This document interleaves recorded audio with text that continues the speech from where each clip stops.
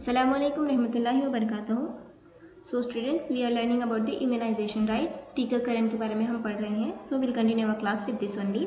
So take out page number 189 in your science readers.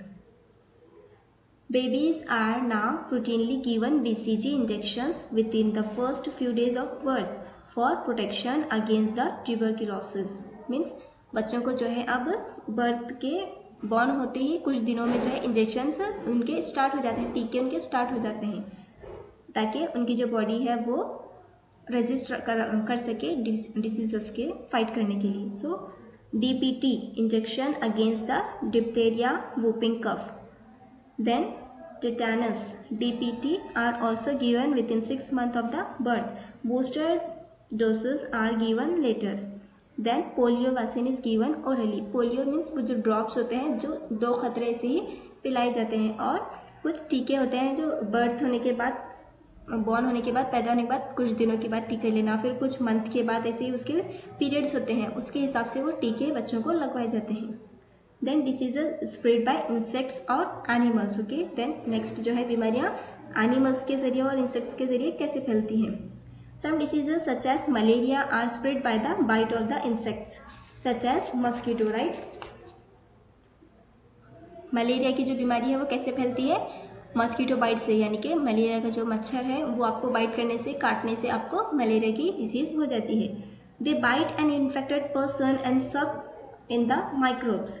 When they bite a healthy person, they inject the microbes into that person. जब वो काटता है आपको मच्छर, तो वो हमारे बॉडी में जो है माइक्रोब्स को इंजेक्ट करता है, अंदर हमारे बॉडी के अंदर माइक्रोब्स को छोड़ देता है।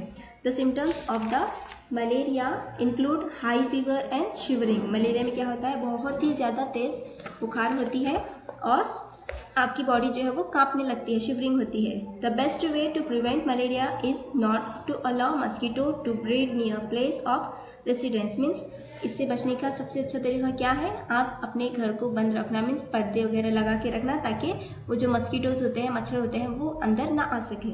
Then spraying insecticides and not allowing water to stagnate controls mosquitoes breeding. और स्प्रे करना मीन्स वो जो मस्कीटो के जो स्प्रे होते हैं वो छिड़कने से, और जो है पानी के जो चीज़ें रहती हैं उसको ढाँप कर एक अच्छे से कवर करके रखना भी, उससे भी जो है आपको, वो भी आपको मलेरिया से बचा सकता है।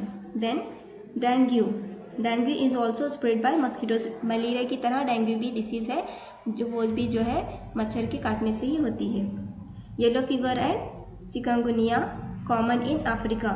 और येलो फीवर भी और चिकनगुनिया जो है अफ्रीका की कॉमन डिसीज़ है।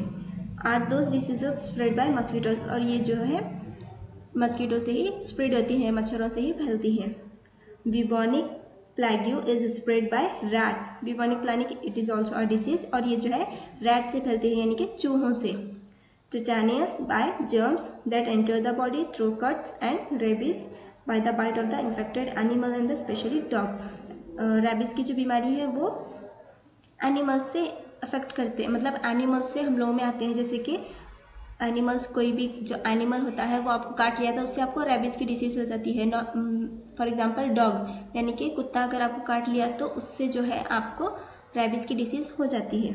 The best way to stop the spread of communicable disease is by isolating the patient. Means ये कम्युनिकेबल डिसीज से बचने का एक बेस्ट वे क्या है? जिस पर्सन को वो डिसीज है उसको आइसोलेट कर देना। आइसोलेट करने से क्या हो जाता है? वो डिसीज ना आप उनके कम्युनिकेट में आते, ना ही वो डिसीज दूसरों को फैलती। द नर्सेज और the attendants looking after TB patients take certain precautions to protect themselves. जो TB के जो पेशेंट्स होते हैं उनको चेकअप करने के बाद वो जो नर्सेज, अटेंडेंट्स जो भी होते हैं, वो क्या है, कुछ प्रिकॉशंस होते हैं वो जिसको वो फॉलो करती हैं, ताकि वो जो TB की बीमारी है उनसे नर्स को ना फैले, इसके लिए वो प्रिकॉशंस को फॉलो करते हैं। देन